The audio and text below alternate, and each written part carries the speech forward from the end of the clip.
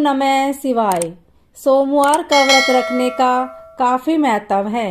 कहते हैं भगवान शंकर भोलेनाथ जिस पर भी प्रसन्न हो जाते हैं उनके लिए दुनिया में कोई भी चीज कठिन नहीं होती।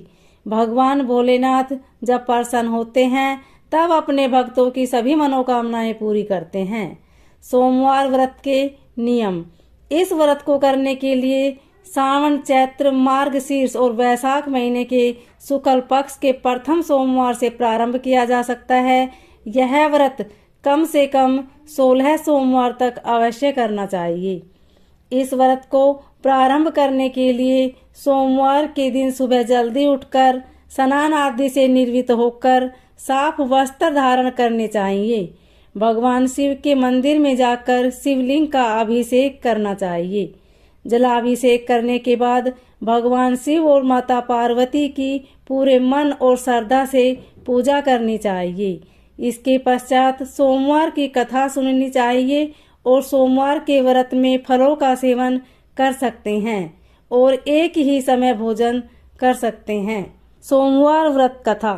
एक बार की बात है, एक शहर में एक साहूकार रहता था।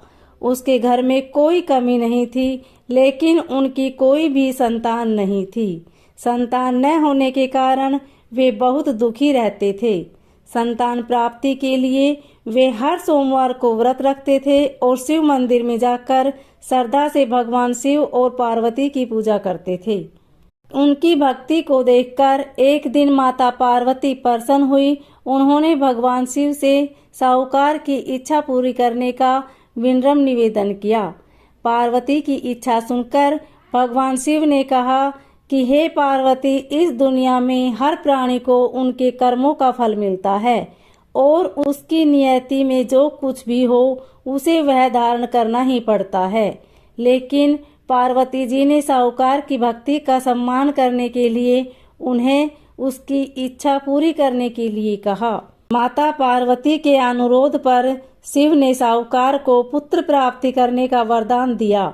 थोड़े समय के बाद साहूकार के यहाँ एक बेटे का जन्म हुआ, लेकिन साथ ही यह भी कहा कि उनकी संतान की आयु केवल 12 वर्ष की होगी। साहूकार माता पार्वती और भगवान शिव की बातचीत सुन रहा था।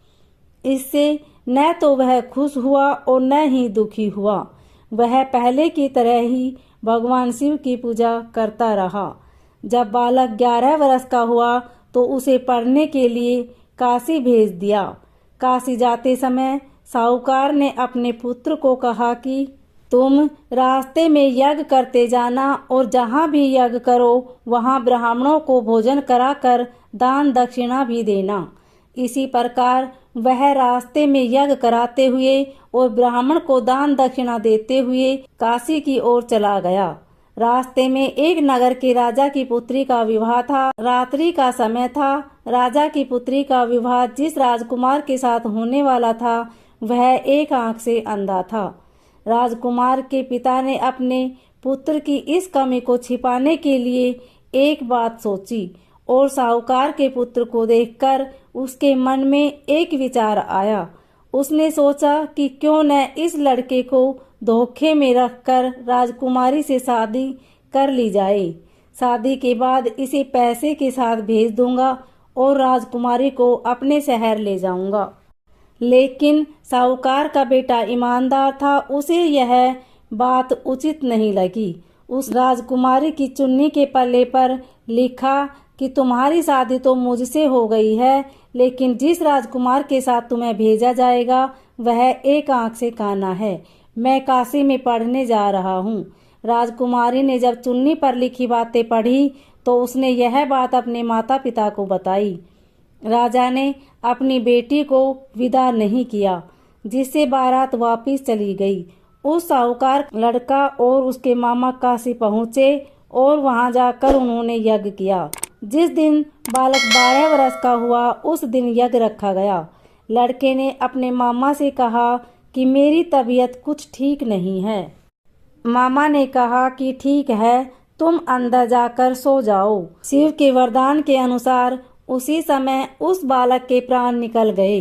मृत बालक को देख मामा विलाप करने लगा। संयोग से शिव और माता पार्वती उसी समय वहां से जा रहे थे।